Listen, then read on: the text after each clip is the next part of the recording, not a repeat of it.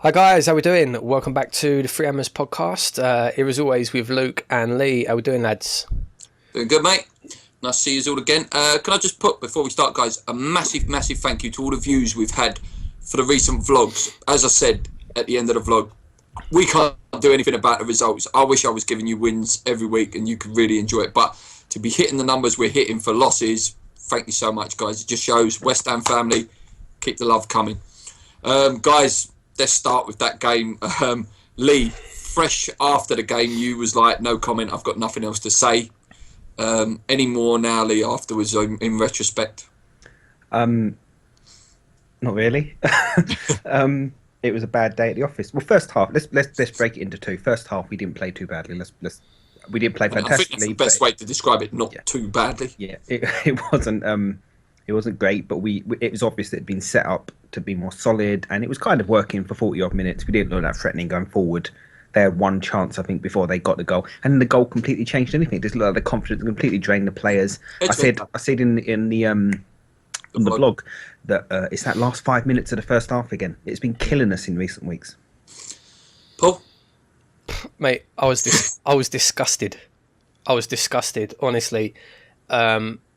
You know, yeah, we did play better, and I was thinking as well. You know, we played all right first half, and I was pleased that same as Lee said, we didn't look like scoring. We weren't really doing anything, but everyone seemed to be solid. Like everyone knew their position. No one was taking any chances. It was all nice and safe. It was just like it was with no idea though. It was just let's pass it to the safest. It was, but I didn't mind that. I honestly didn't mind that. They sort of took your... They obviously didn't watch your video, but they sort of did what you said, basically, like just defence for a while. Which was fine because, again, even if we'd drew that game 0-0 or maybe nicked a 1-0 win, it would have been a platform to build on. Instead, we concede a stupid goal. I mean, Antonio just... I don't know what he was doing. He just decided to stop and let Bertram run. Nordtveit... What was he doing? I've never seen a player look so slow in my entire life. See, it was that bag. It was that bag. The flag. It's a tribute to the falling down Upton Park. We'll leave it. The flag has had enough. But yeah, we'll leave it. After that goal went in, it was just like you said yourself. The confidence just went. But it was worse than that. They felt sorry for themselves. It was just like, It was worse than that because it was like they didn't care. Yeah. It was just. Question marks. Obviously, Paul, you text me on the train on the way, and you had to hold yourself back from making a rant video. But like leadership, guys, that for me, that's the big question marks. Who is the leader of West Ham at the moment? Slaven Bilic is not even getting out of his seat. Mark Noble is not a leader on the pitch. Who? There's no one. That Lee said it. I think you've touched on it. There was feelings of Avram Grant there. Do you not pick that up? But a few people on Twitter and a few of the other YouTube channels picked out under Grant they had Scott Parker to pull us out of it. But this team, I can't pull out a leader. I really can't. Do you know my biggest my biggest worry is someone like Mark Noble just looks dead. He needs to be dropped. He does. Not his performances, but his attitude. Like this interview after the game was saying it can't get any worse. Well, I've got news for you, Mark. It can. And I didn't we can get relegated. I didn't like the comment of people need to not be talking in their little cliques, pointing fingers. To me, that just says straight away, okay, there are cliques at West Ham. Yes, there's cliques in any workplace. That's life. But to me, that shows there must be a little bit of friction there. Mm-hmm. And wasn't it you, Lee, that touched on it? Possibly the Spanish boys. Well, I stand by what I said about Ener Valencia was a popular member of the squad. You only have to look at his social media profile to see that. The amount of photos that he's in with the other players and the sort of Spanish/French-speaking players all seem to be together. And if he was a big part of that, if he was a big voice in that, and he was basically hounded out of the club, let's not forget, he was booed off. It was the Bournemouth game, I think. He was booed off the pitch and hounded out the club. And it probably, I'd go as far as to say it's had a major impact on our dressing room. Yeah. I agree. And I think for the English boys, because this is who I'm assuming went in after that Chelsea game with Antonio, that's upset the cattle market as well. If I'm trying to pluck out things and trying to piece it together, I would say if Mark Noble did go in there the day after and go, right, Mikel's not playing right back anymore, Slav, we can't have it, that's totally undermined Slav as well. If the other players have picked up on that. Well, apparently David Sullivan as well actually went into Slav and said, so I what read does today. that say? Like, that's basically, oh, Slav, if we don't want to do it, we're going to have a little sulk and we won't do it. And that's totally undermined him, isn't it, really? Not that we want Antonio there. We didn't want it. But really, it's what the manager says at the end of the day. I don't know. For me, yeah, Mark Noble needs to get dropped. Even Sheck possibly needs to get dropped as well. He was absolutely shocking against Southampton. Yeah. I don't know what he was doing when he gave the ball away for the goal. What was he doing? This season he's been awful. He's not driving with the ball. He picks it up and just, I don't know. Wait, mate, when he does, all he's doing is picking the ball up and running forward into the corner and losing it. He does the same thing every time. He's doing nothing defensively. He's shocking this season. I don't think anyone can hold their head up in that game. I really don't. I don't think anyone played well. I don't agree. Lanzini wasn't playing well. But I don't agree. He should have been sent off. He shouldn't not sent off. He shouldn't have been taken off. No. Mark should have been taken off. I would have took off Kiai. Let's drop. I don't know. Me personally. They bring Fangudi on. Yeah. Play Payet in the middle. Personally, at the time, that's what I said. They should. I don't know why Kiai deserved to stay on the pitch and Lanzini deserved to come off. Lanzini weren't playing great. Who was? But with Lanzini, there's always a chance he's going to do something. And at least you could tell he was putting effort in and trying to make something happen. What were the other players on the pitch doing? Nothing. Payet's gone missing. I love Payet last season, but he's gone missing. He to me seems, to excuse the word, a warm weather player. Mm-hmm. When you're playing well, he turns up. The thing that the biggest striking moment, I can't remember if it led to anything, but we had the one where Ogbonna completely did a fresh air kick, and it came to Payet sort of on the half volley, and he tried to hit it, and it went behind him. Mm. And it was, do you know what I'm talking about? Yeah. It was just like, well, what's happened?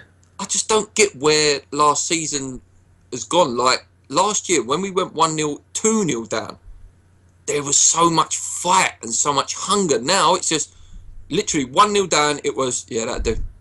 Yeah, can't bother anymore. It's bizarre, and it all points to a dressing room problem, I'm afraid to say, and I don't like saying that, but it does point to that. It's not the players aren't rubbish all of a sudden. No. These are good players. They're not all of a sudden bad footballers.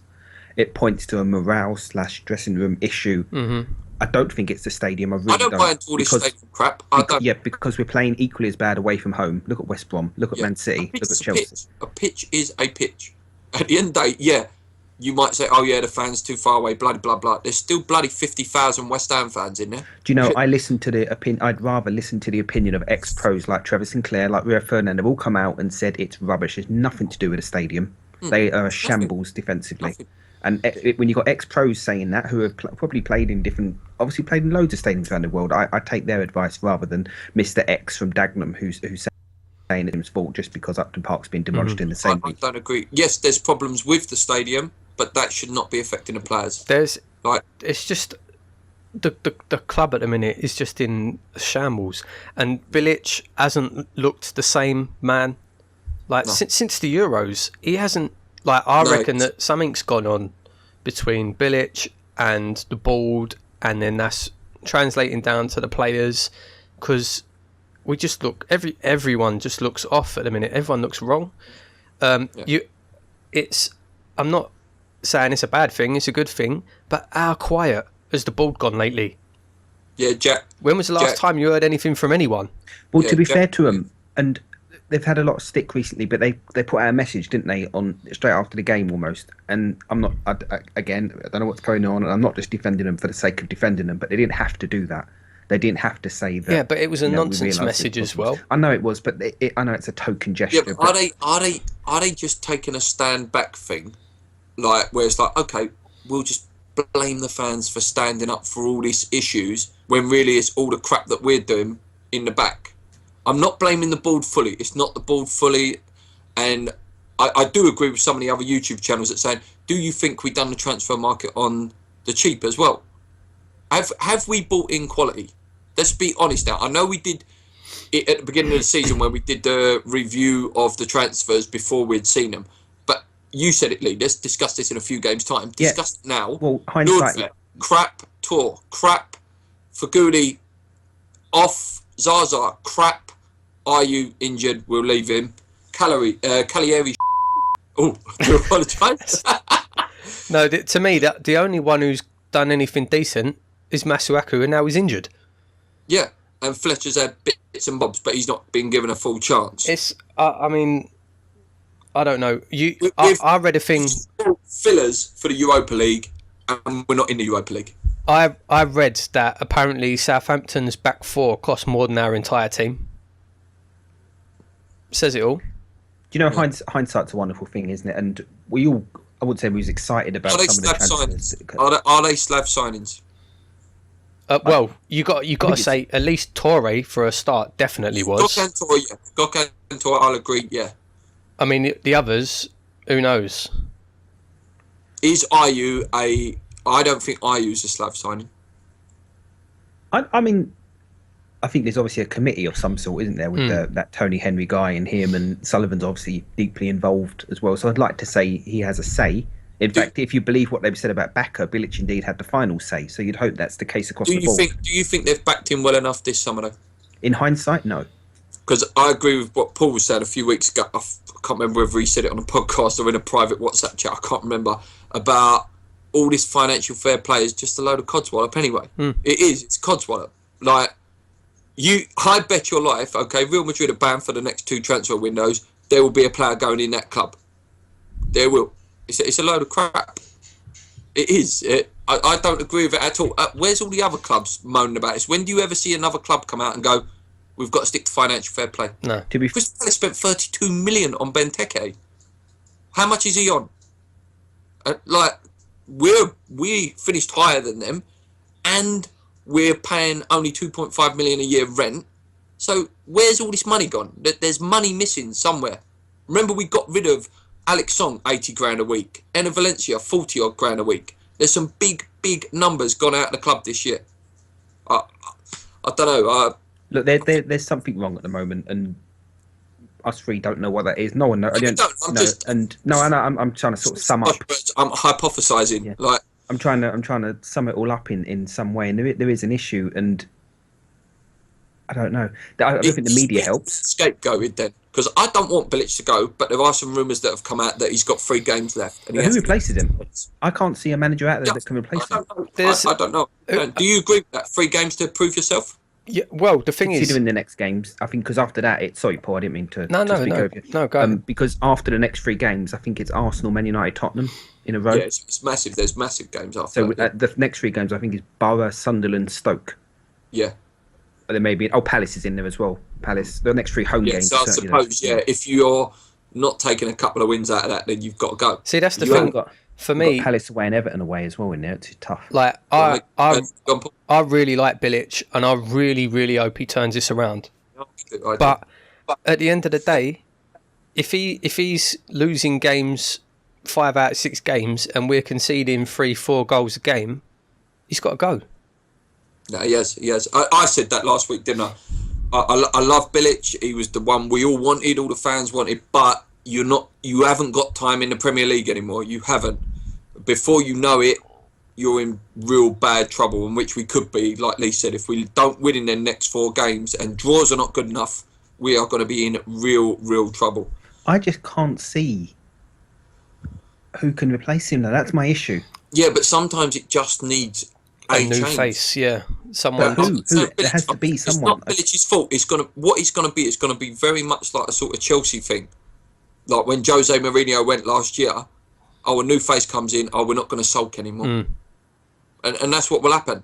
And then all of a sudden, all the players have to be on their toes again, thinking, I need to get back in the manager's good. Yeah, just someone to freshen things up. Do you know... I don't want him to go. I really don't want him to go, guys. If he did go, I mean, I don't know who's available. I was reading Laurent Blanc is available. Mancini. Huh? Roberto Mancini. Mancini. But are those names you've just said there, those 2 names, they're not going to come to a side bottom of the league. Well, but you don't know how much money about me. Well, money, but someone like Mancini, who has a decent record, he's won league titles, isn't going to want to put his record on the line. West Ham is a good project. It is, but if you look from the outside, that is a poisonous issue to be going into. If you can see that there's obviously an issue because they're good players, so there is a poisonous environment at the moment. We don't know. I'm sort of thinking that's what we think. It wouldn't be amazing, right? Let's pretend. Let's just look into the future that he's been sacked, and wouldn't it be strange? Let's say Mancini come in, someone like that, and then all of a sudden this £50 million appears out of nowhere. There's your transfer kitty in January. Where was that for Slav? Because I can't see any manager coming in without a big transfer kitty promise in January if he's gone that quick. I'm saying. What about the likes of like Gus Hiddink, or even I would have Gus, even Van Gaal, someone like that. Yeah, I don't think he likes us. Or you got. I would love Lee always says Villas-Boas, AVB. Do you know, I can see, and the scenario, and I put this in our little chat, I really can see Redknapp coming into the end of the season. If it happens, it'll be that sort of person, I think. It'll be a fixer. I can understand what you're saying. I can. Maybe not Redknapp, but a Pulis type, a fixer. That's what we probably need. Yeah, a firefighter. Yeah, until the end of the season. I don't know. I know they might panic into that because of the fear of relegation, but the amount of backlash, and they'd look like absolute mugs after sacking Sam or not renewing Sam's contract because of things like that, because of the type of manager he was, to then bring someone else in just like that, especially when they've got to try and fill a 60,000 seater stadium when it looks like there's there's thousands of empty seats and getting worse every game now. I don't know. If we're in trouble, if we are in trouble, I would take a firefighter. Because right now we need someone to make us solid. We don't need someone to come in and like a. Don't get me. I'm not saying anything. The attack can deal with itself. But then I say that Paul pointed out the striker is 10 games in. The striker has not scored any goal. So there are problems there as well. There are problems all over the pitch at the minute. There's problems in the Cuddle Club. Yeah, I think, frankly, and it's depressing. It's depressing. I've sort of said it in the start of the vlog, and I've noticed a lot of other West Ham YouTubers have said it. Like, I was not excited to go on Sunday at all. I'm not excited for Saturday either. I've not been like that for about a year and a half. Like, where I just don't feel like I can be bothered to go West Ham. It's a ag to say. I don't know. I'm just a bit lost for words at the moment. I know Lee's ideas, and I know all of us here are always saying like, okay, don't panic. But I don't know. I said if we lose to Southampton, I'd start panicking. And Middlesbrough, I don't know what I'll be doing if we lose that heavily. If we lose heavily as well, like 2-3s, I'm going to be very worried. Because that's the point. Sorry, Paul. I was going to say the biggest problem I've got in a minute is I look at that Middlesbrough game, and I just feel like we're going to lose. I think they're going to tuck us in. I think Negredo's going to score. I think we won't be able to deal with the physicality of players like that. Danning's going to be well up for it. Stuart Danning's going to be well up for it. It's got to that point, which is a horrible, horrible thing. And it again, going back to Avram Grant, it's now got to that point where you're just looking and thinking, I don't know where the next win's going to come from. I don't know. Last season, we are so bad. What's going to change? I can't see what can change to fix it. Not quickly. It's amazing. Confidence is an amazing thing in football. It really is, because you go from, we literally could beat anyone last year, anybody, comfortably as well, to, I don't know where a goal's coming from, and it's basically you're starting with a 2-0 -2 every week. You may as well say. It's just... It's very depressing. It's very, very depressing. It is depressing, and if you're trying to put any type of positive spin on it, I mean, you're really scraping the barrel here. I mean, we're only 6 games in. It's the only positive thing you can take out of it, I think. Yeah, I suppose so. We're still early days. And lots of teams have bad starts and go on and have decent seasons, but we look at shambles at the moment. Yeah, absolute shambles, yeah. So we sort of half discussed it last week. Is it time for Oxford to go in there? I don't think at centre half though. I would like to see him going in Mark's place. That's a weird one. Like, where was he for Accrington? Why was he on the bench to then not play in the league? And then he put that tweet out as well about something about the youth need feeding or something. A lot of people were very angry when he didn't play against Accrington, and I thought, oh, it's okay. He'll play he'll play against Southampton. Yeah, that was what the rumour was as well. He'll be all right. Don't worry, he'll play against Southampton, and then to not play him against Southampton. When's he going to play? If he can't play against Accrington, when's he going to play? Do you know all he's doing as well is building for him not to sign a new contract? the thing with Oxford is there's another way of looking at it. If you put him in a side like this, he may shine, and I really hope he does, but then it may absolutely kill him. But that's why I would play him in midfield. I wouldn't play him centre half. But the thing with the midfield is our best central midfielder this season is sitting on the bench. Why? Why is Obiang on the bench? Whenever he's played, he's been our best. Would you like to see Oxford and Obiang then? No. In the CDM role? Give Mark and Kiati a kick up the arse. Put them both in. But I know what the argument is if we lose Middlesbrough and we've put them two in, everyone jumps on Slav. Do you know, people were annoyed at the start of the season we were effectively playing 3 defensive midfielders. But I think we need, it was Noble, Nordvale and Kiati were playing all together, and there was a lot of anger towards that. And I don't know, maybe we need to get back I don't think that was the way. I don't think that worked. Would you chuck Antonio up top now? No. You wouldn't? What, play for Goody, Payet, Lanzini, Antonio? Because Zaza's not doing it. I'd be tempted to play. I mean, Zaza, by all accounts, according to the papers today, we're sending him back early. Yeah, that's what I read as well. Yeah, apparently, yeah. It was in the papers today. It was Calcio, one of the Italian papers, said that we're sending him back. So I didn't know that. If that's true, then I'd really like to see him start either Fletcher or Caleri. I know Caleri has been getting a lot of stick, but we're relying on like a 19-year-old and a 21-year-old to get us out of the crap. But it can't be any worse, can it? I don't know. Maybe moving Antonio to striker would be alright, because he was another one. Antonio's been amazing this season. Defenders. But he was terrible against Southampton. He looked like a player who was basically sulking, saying, "No, I'm not going to track back. Payet don't do it. Why do I have to do it? I'm the top goal scorer this season." Well. It does. It feels to me like he's like, I'm the top goal scorer this season. I'm the only one doing anything. Why should I put the work in if nobody else is? That's the impression I got from him against Southampton. Yeah. Sort of something in the papers today, guys, carrying on with this issues around the club. What do you make of the lads going on a jolly up to Team Bond when we're basically playing crap? What do you make of that? Is that a good thing or a bad thing? So there's two sides to this story. There's the bit about Carroll and Randolph being rat-arsed, which apparently is not true. That was just one guy on Twitter, and it blew out of all proportions. No. But the second thing I'd say as well is I don't believe a single thing that's in the Sun newspaper, which is where this story originated from.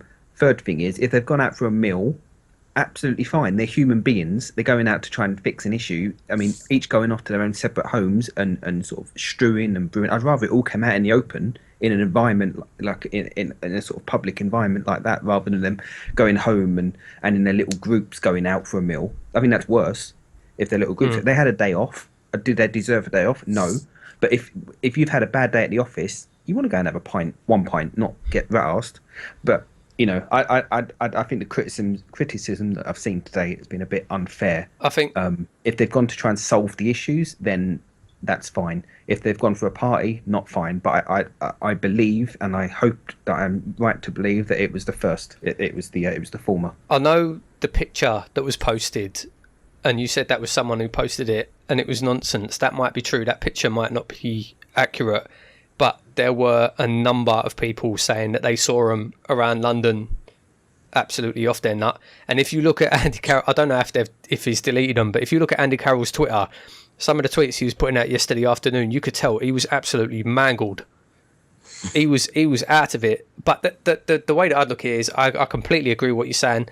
For them all to go out together, to clear the air and to have a night team bonding, I think, yeah, that's a good thing.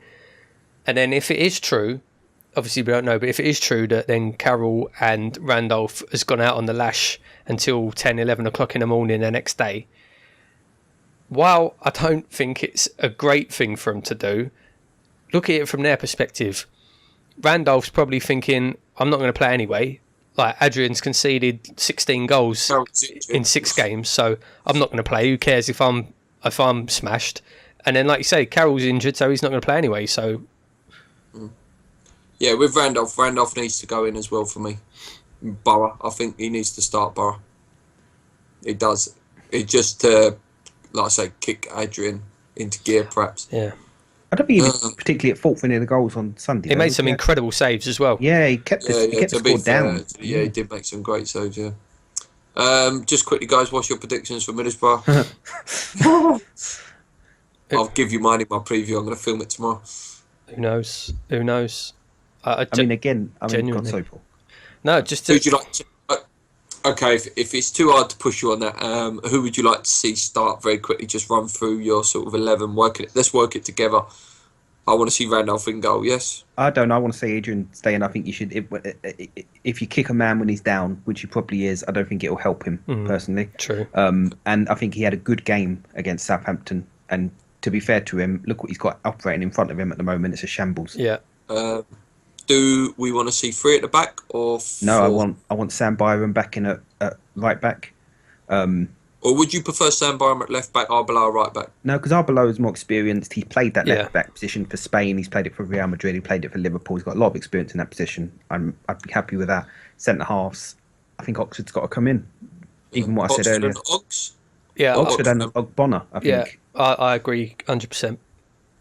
Midfield, I'd like to see Obiang, like you say, Lee. Obiang's got to start. I think Mark Noble will start just because Bilic likes him and he's the captain, so I believe he will start. And in this match, I would be inclined to put Nordveld in central midfield as well and put Lanzini on the bench. I wouldn't like to see that. I'd rather see Lanzini start. So I'd keep Lanzini, Pai, Antonio, and then I would play, if Zaza's still here, play Zaza. If he's not, Caleri or Fletcher. What do you think Bilic would do? Yeah. I think. Sorry. Well, I think he'll do exactly that. To be honest, I think that's exactly what he'll do. Although he will probably play Kouyaté and Noble in midfield. Just on that, then, if Mark gets dropped, okay, who is the standout captain that's there, if any? Well, Randolph captained the side against Accrington, which was effectively the B team. But I mean, I'm always keen for it to be the centre half. So I put this out there again. Just disagree with me if you want. Maybe to lift someone like Dimitri, give it to him. So he is the leader, and maybe that will calm him down. You know, when you give it to these big boy players, you know, like your Ronaldo's a captain. It worked for Di Canio. Can he inspire? Can he inspire it and really take on that mantle? It worked for Paolo, but I don't think Paet's got it in him. I don't see any player. Paolo was a lunatic, so that helped. Paolo was very that all the time. I mean, if he plays, it's probably Winston Reid is the only one that I see sort of up in the ref's face and being any sort of vocal in any way. I'll tell you who was doing that as well, who would actually make a fantastic captain, Arbeloa. Yeah. But you can't really give the armband to someone who's only been at the club 3 weeks. Yeah, but it's a good shout. Yeah, it's a good shout. And it makes sense. He's the most experienced player in our squad, essentially.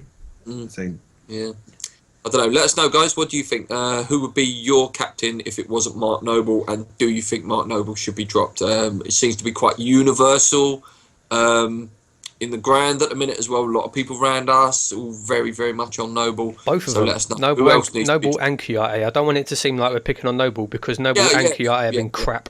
Kouyaté needs to go as well. He needs to go as well. Yeah, it definitely needs to be dropped at least. Moving on, guys. Let's touch on Paul's old mate, Big Sam. I think it'd be rude not to. You know, his affiliations with West Ham and some of the stuff that has come out. He sort of did half drop West Ham in it. Paul, as PG as you can, off you go. Him. That's genuinely how I feel about it. Yeah, him. I'm actually glad. Like, it's a job he wanted his entire life. He worked for his entire life. He had it for however many days, and he mucked it up because he's greedy, he's arrogant, he's pig-headed. Oh well, what a shame. No, I totally agree. The only thing, the only negative I take from it, I've got nothing for Sam. He's an absolute arsehole of a man. Is I thought he would he would have give your Cresswells, your Carrolls, and obviously Antonio your chances. So a new guy coming in, like people like Steve Bruce, Jesus Christ. Gareth He's not going to do Southgate is it. probably going to be Gareth in it. Southgate is just going to stick to old guard. Oh, Wayne, please play for me. But Sam, I think, would have developed the West Ham boys. But yeah, he's an absolute vile. Like, what is 400 grand to him? Like, that's a month's wages, probably what he's on at England. He must be earning 100 grand a week at England. He's on 3 million a year, isn't he? Yeah, so that's big boy money, and he wants 400 grand. It's just pure and utter greed. Again, some of the alleged, let's use that keyword, alleged rumours, with some of the Ravel Morrison stuff got opened up a bit more. Obviously, probably a lot of West Ham fans actually know about that thing where he wasn't going to sign with Sam Allardyce's agent, and Sam Allardyce basically put him in the cold with the reserves. What? Just some points on that, guys. Disgusting. If it's true, it's definitely true.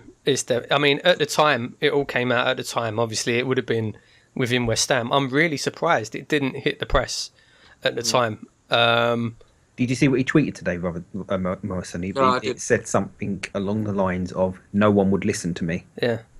It is definitely true, and it did, like, again, reading these up Mother Brown. Leave West Ham as well, by the sound of it. Rav didn't actually want to leave West Ham.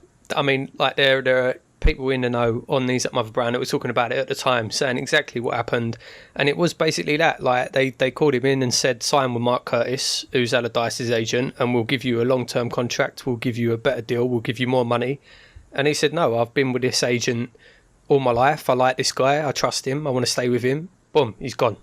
To most people, though, that attitude should be applauded. Loyalty to your agent, that should be applauded. But in Sam Allardyce's eyes, that's a bad thing. Yeah, and it's the fact that... It's not a bad thing. It's got nothing to do with good and bad, mate. It meant if he signed with Curtis, you know what I mean? Like, it'd take some money off it. No, I meant like, because he put him in the reserves.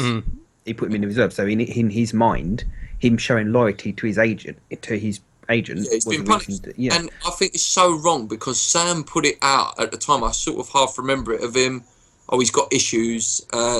He can't sort his off-field problems out. Yeah, he probably did have some of this going on, but you've probably added to it by trying to force this young kid to sign with your agent. Like, there's none of the West Ham fans wanted him to go. Around bloody good player. Around the time as well, there were quite a lot of players signed on with Mark Curtis mysteriously. So I know you had, obviously, I'm sure it was Kevin Nolan, Matt Taylor, Tompkins, Carroll, and Reece Burke as well. Now, yeah. So, I mean, the whole thing is. I mean, if I'm completely honest with myself, I have, and Paul, you're going to probably shout on me for this. I have a twinge, literally a millimetre of sympathy for the guy, like a tiny bit, but it's not much. It's like that. It's a tiny bit of sympathy for the guy with the way it's been come out. But you sort of reap what you sow in this world, and you show greed and things like that, and you're in the biggest job in English football. You do that. I mean, it just goes to show that the FA preach about how great the English league is, and people like Platini losing his job and FIFA being corrupt. Check your own doorstep first. Yeah, and they said there's apparently 10 other names that may come out in the next few months. I mean, it's pretty clear that Nigel Pearson could be one, because he's been shafted out of Derby the same night that it all happened. Like, just in case, allegedly, like, if we're putting names out there, let's pick. Who do you think? Harry Redknapp. Well, Redknapp's obvious. He's Redknapp, I think, is 1,000,000%. And will he drop his old defence of, couldn't read. I didn't know how to read. I'm sorry. And apparently there was a foreign manager who's no longer in the Premier League. I mean, someone like Zola, maybe? I can't see Zola being the type. Zola seems very clean cut. Because his agent was the guy who was behind the Serie A. I read that today. Oh, right. His agent was the guy that was behind the Serie A match fixing stuff. Oh, right. So, again, don't take us to court, Mr. Zola. We don't want to... Our mate Jinxed on These Up Mother Brown posted in the thread about it on there. Something about, basically, he said something like, oh, what a Wally. So maybe Wally Downs was involved at some point. Wally with the brolly, Steve McClaren, possibly. Who knows? I don't know. Other things that have come out as well, again, it's probably universal knowledge in football world, is that some managers sort these sort of deals out with their agents so that they get a cut of the players' appearance fee. Yeah, and when you look at it now, the players that were tied up with Curtis and Allardyce, it just adds up all this plan. Nolan bringing on Matt Taylor. If Gary O'Neill was one of them, him, Joey O'Brien used to come on every game. It all adds up. All this stuff that was going on at the time, it's just absolute disgusting. The thing the is, other thing as well that's just come to mind. Sorry, Paul. Again, in the Championship, was Tompkins one of the one with the agent? yeah, Yes, Because he was playing in defensive midfield when we had like Papa Bouba Diop on the bench, and we had a couple of other midfielders, and they was playing Tompkins in central midfield. Yeah. Well, look at what's It's it? so wrong. Who was it? Diarra, wasn't it? Who couldn't get in. He went off about it. But the thing is with Allardyce, this is nothing new. He's been around him his whole career. He's been investigated before.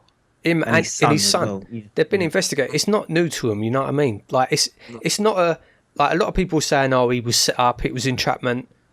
It was for a reason. If you've been there before, it's that saying, isn't it? Fool me once, fool you, fool me, then fool me once, for whatever it is. It's that saying, isn't it? Like he's just been caught out. Well, he thinks he's a guy and he's not. I saw a good one today, which is the saying, "You can lead an horse to water, but you can't force it to drink." Yeah. Do you know what I mean? He's an adult. He works in a business that's very corrupt and there's loads of money. He knows he's getting filmed. You know, the thing is, though, Sam Allardyce has just jetted off today, probably to Dubai. He used to take us to there all the time. He's gone abroad. He's got a great life. Sorry, Lee. The rumour is that he's been paid £1 million. Yeah, exactly. For 68 days' work. And it's shut your mouth, don't release a book, keep your mouth shut, and you can have £1 million. I reckon there's probably much more to come out about Sam. Because he said it. I watched his interview and he said, "I'm bound to confidentiality." Yeah. From the like the video that was released of him where he was being filmed, he didn't really do that much or say that much wrong. I reckon he's gone in to the FA because I don't think he would have left. I don't think from that on its own, I don't think there was enough to sack him. I don't think they'd want the hassle of trying to find a new manager. I reckon that he's gone into him and he said, "Listen, this is the start. This is going to come out. This is going to come out. This is going to come out." And he's decided to go before it all hits the fan. Yeah, because there was a good point made by I can't remember who it was, one of the pundits. He said for Allardyce to save his job at any point yesterday, he would have had to drop names, and I bet he did. I bet he dropped all the names, and this will begin at, like you say, a massive process now. Hopefully, it's good for football though. Because at the end of the day, we're the fans that pay for all these dodgy dealings to go on. All right, enough of Sam. Let's do the questions, yeah? Yeah. Upton Park? Huh? I was going to do that right at the end. I was going to do that right at the end. Right at the end. Just a touch on that. Okay. So, Andy Smith on Twitter. Oh, Lee will like this one. Would you take Carrick in January? Knows the club, the Prem, and how to play CDM. Also, has good leadership skills and organised. Short-term fix. 100%. 100%. Yeah. Said it last week. Love to have Carrick back till the end of the season. Steady head, pass the ball nicely. He's slow, but like I say, he will just tick over that midfield for us. Yeah. Okay, thank you, Andy. Common You Irons on Twitter. If we don't beat Borough, in your opinion, where do you think Bilic stands in terms of his job? I think you know what I said after the game? If we lose 3-4-0, I think he's hanging by a thread. Given it's the international break and they'll have a couple of weeks. David Sullivan's not a fool. He'll be making contact now with other managers. He'll be talking to people, and Bilic probably knows that. Yeah. So, it's horrible to say again. I think it's the performance as well. Like you say, if there's another real downbeat performance, like Paul was saying, where they're feeling sorry for themselves and just not trying, then I think he'll be gone. And it is a shame because these players can just turn up and play good for the next manager and leave Bilic out to dry, and he's the scapegoat of all the trouble.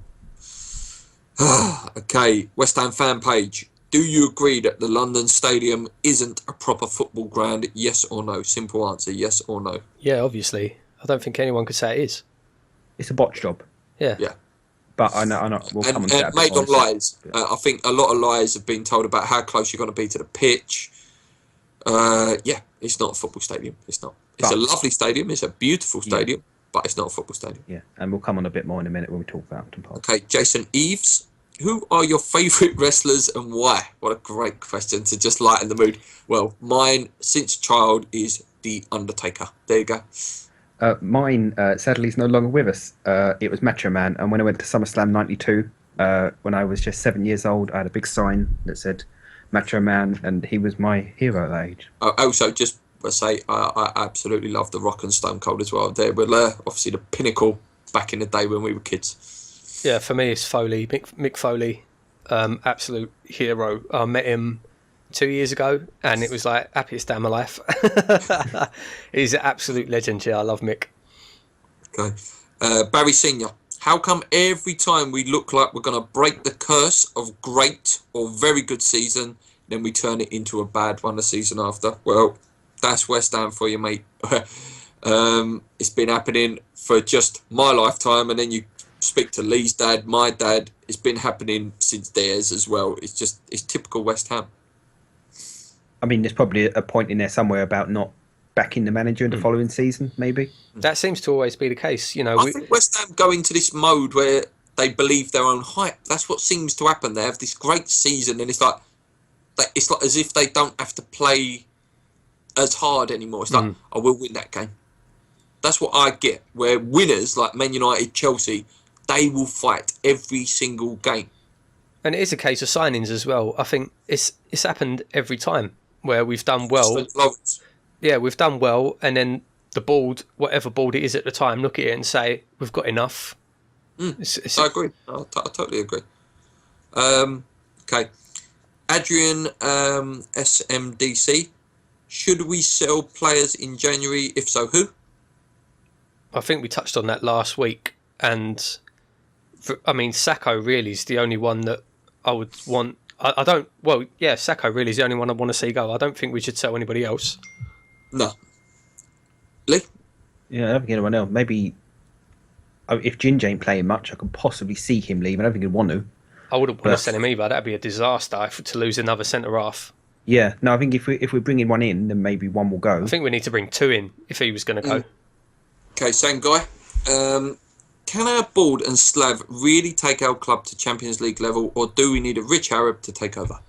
Do you know, this is a hard question to answer, because at the end of last season... We nearly did it, yeah. We nearly did it. That's right, we did. And we all sat here in the summer, and we all said we are a striker away from challenging, not getting it, challenging. Yes, I know. That tweet come up again this weekend, didn't it? We was all digged out on that tweet last weekend. As with everything in football, hindsight is such an amazing thing. If we had a crystal ball, I don't think any of us, even with a crystal ball, could have foreseen this start to this season. No, I didn't see us playing this badly at all. So, can they do it? Yes. Will they do it? No. That being said, I maintain that I don't want them to leave yet. Do you think, right, do you think that maybe they haven't been able to find a buyer? Do you think maybe they expected there to be bids in by now, but no one's interested, and that sort of took them like by surprise? It is possible. It's possible. Do you think maybe they didn't even expect to still be at the club this time? What do you make of this thing about the debt as well, that they've all transferred it into their name and kept us in debt? I think it was West Ham Fan TV pointed it out that it is in their interest for the club to stay in debt, because then they're earning interest on the debt. They are, but not much, and the only reason they've done it is so it means that they'll get their money back, so that when someone buys the club, they obviously have to take on the debt, which means that they get all the money back. If they just put it into the club as equity, then they probably wouldn't see it back. So, I mean, I don't begrudge them for doing that. They're businessmen. You know, why should they just pump money in and lose it when they don't have to? By us being in debt to them, it's not doing us any harm. It's not doing us any damage. So I don't really see the issue there. Do you know what? The whole thing about the money side of it confuses me slightly. So I'm going to make a promise. Within the next 2 weeks, I'll do a video. I'm going to have a look, because they release the figures every year, 31st of March, end of the financial year. I'll have a look at it, and I'll try and say a bit more about it. It's is it not from 2 years ago, though? They should release it every year. Yeah, but the accounts that are released I don't think they're either from the year before or the year before that. Okay. But yeah, it'd be interesting to see anyway. dig something out, and then. Okay, next one. Adam, if we still had Allardyce, do you think he would be doing better than Bilic is now? Or do you think if we are still near the bottom after Christmas, the owners will be willing to spend big money in January and back Slav? It's a good question. Do you know? It's hard to say, because do I want Allardyce back? Of course I don't. But would we have lost these games this heavy in a row? No, we wouldn't. What was it though for Allardyce at the end of last season? 1 win in 12. So, who's to say he would have done better? You know. I know. Yeah. I mean, again, it's impossible to tell, isn't it? Because maybe Allardyce didn't have these problems. And the big thing to say as well, we had a big presence in Kevin Nolan throughout his whole. And everything you read says that Kevin Nolan is fantastic in the dressing room. Yeah. For all the stuff he's not that great on the pitch. How many times did I say it? You know, Kevin Nolan, I might not have thought he should have still been playing, but he was a fantastic captain. How many times have I said that on this podcast? Yeah, it's true. You know? That's right. Sneaks UK, do you think a formation change playing with 2 dedicated strikers, standard 4-4-2, would be a good idea? Back to the basics. Current system is not working. Constant changes is causing a lot of instability within the squad. I think it's an easy thing to throw at the manager, saying, why don't you play 2 strikers? That's not an ultimate fix. There's only 1-2 clubs in the Premier League that play 4-4-2. One of them is Leicester, and my word, do they work hard for each other. Yeah, they've been exposed this year. I know they're doing okay in the Champions League, but 4-4-2. Silimani, just on that, Lee, Leicester, Silimani, is that a player we should have been going for? Well, it's Champions League football, isn't it? That's the only reason he's gone to Leicester. He's a bloody good player. We've been linked with him for the last 2 years. Yeah, at least. Weren't he one of the players who turned up and we left him at the airport? I think so. Yeah, he was a good player. He's a bloody good player. He was one of them. I'm sure he was one of them who we, like what Sullivan's like, lines up 4 deals at once. And he was one we had lined up, and he was waiting to sign, and someone else signed instead, so we sacked him off. Yeah. Let's move it on, guys, because we need to get through these. Very funny one. If you could sacrifice a player to Satan and guarantee better league football, who would survive the genocide? At the moment, no one. Yeah. You're going to jump on me, West Ham fans, but at the moment, Mark Noble. I'm sorry, guys. It's Mark Noble for me. First team. Otherwise, it'd be Sacco. But yeah. Oh yeah, Sacco. Yeah. First team. What about Torre? Yeah. If Zaza's leaving, I might as well get rid of him. Zaza, yeah, check him out. Anyone survive? Antonio, Payet, Lanzini, Zany, Cresswell. Yeah, Masuaku, new boy, he's alright. Adrian. Yeah. Okay, let's move it on. Miss Stacey, full injuries to Burke and Arthur. Quite sad actually. Yeah. Masuaku was doing okay. I know he had that howler, but he was doing okay. Yeah, Reece Burke's a shame as well, because he was getting good game time at Wigan, and it's a shame. Yeah, I'm going to move them on. Sorry, guys, I'm going to bang through these now. Why are clubs unwilling? This Stacey again. Why are clubs unwilling to drop their captains when they are not in form? Because I dropped Noble on current form. It's the same sort of thing with Rooney. I suppose. Rooney. Yeah, but he's been dropped. So if Rooney can be dropped, Mark Noble can. No, that's right. Took a long time to drop him, though. I don't think the captain should be undroppable. It's a very, very big decision to drop your captain.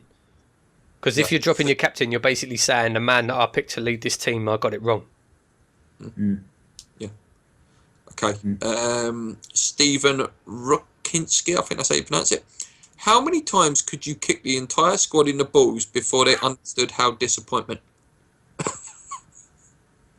I'll have a sore foot by the end. Let's put it that way. It depends how disappointed I am, because after the Saints game, it probably would have took about 150 times, to be honest with you.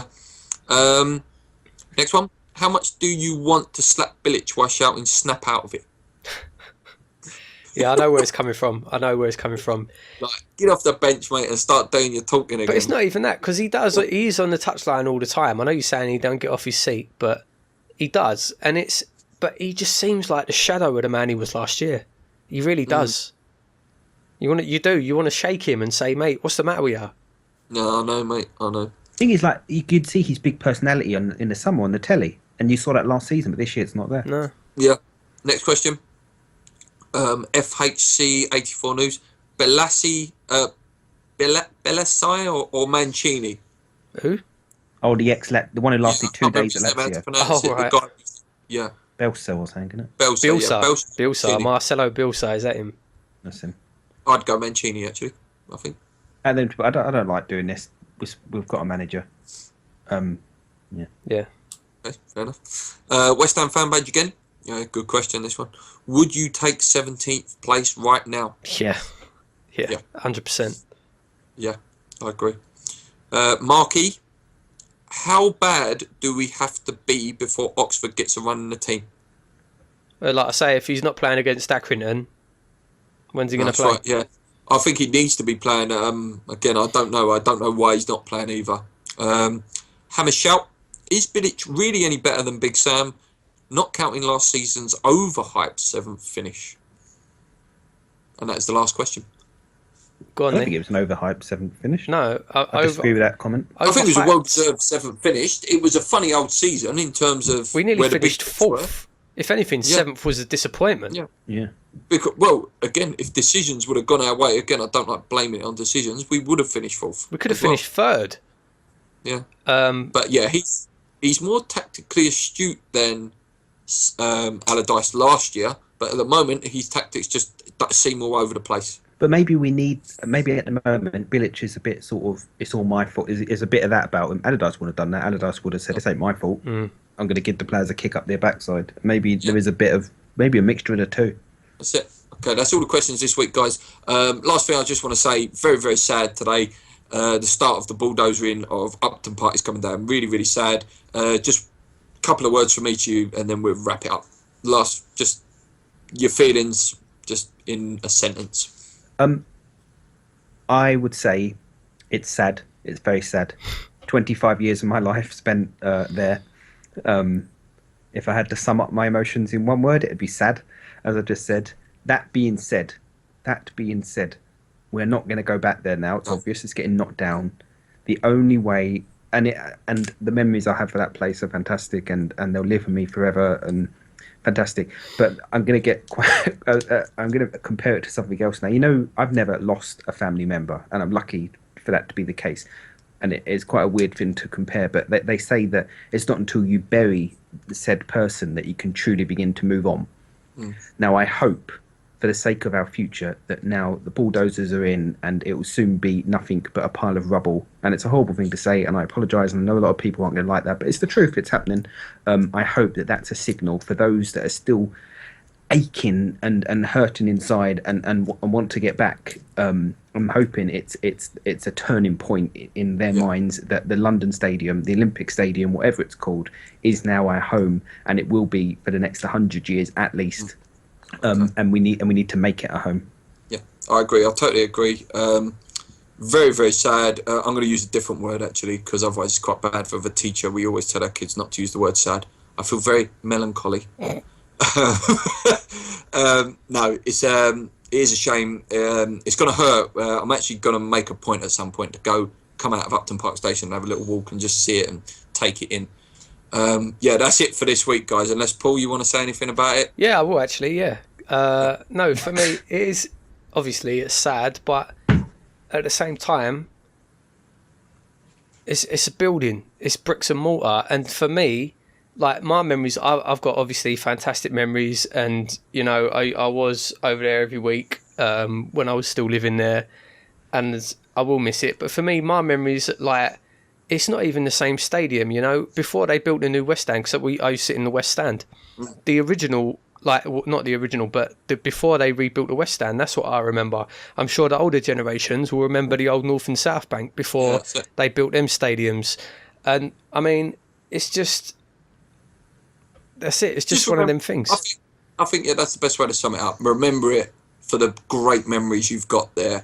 They will stay with you forever. The building will go, but your memories will always be there. Yeah, it's kind of like what I was saying about comparing it to a person or a loved one that you've lost. Yeah, it's kind of, you'll always have those memories. Always there, yeah. But eventually, and try and remember the good ones, guys, not the bad ones. That's it for this week, guys. Sign up to West Ham Fan Zone, as they're known now. Please get subscribing to us. We've hit 1,300 subscribers. Get in, brilliant, guys. Be nice to hit 2,000 by Christmas. That's the nice target that we've set ourselves. So if you want to help us out, share the video, like the video. And as I say, new thing we've added, if you don't like the video, leave a comment. Tell us why. And then we can improve for you. Yeah, that's it from me. Paul, Lee. Cheers. Yeah. Yeah, cheers. Let's hope we win on We Saturday. better. I am going to bring it back. Keep believing, guys. Come on, you. Let's go.